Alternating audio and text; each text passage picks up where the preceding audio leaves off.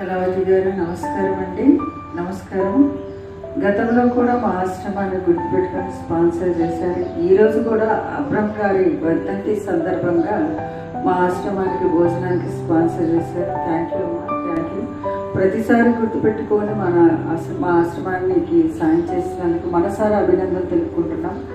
అలాగే అబ్రహం గారు వర్ధంతి సందర్భంగా మనం అందరం ఆత్మశాంతిగా ఉందాం. పరలోకంలో ఉన్న మీరు ఆత్మశాంతిగా ఉండాలని మా ఆశ్రమం తరఫు నుంచి మేమందరం ప్రార్థిస్తున్నాం. Thank you.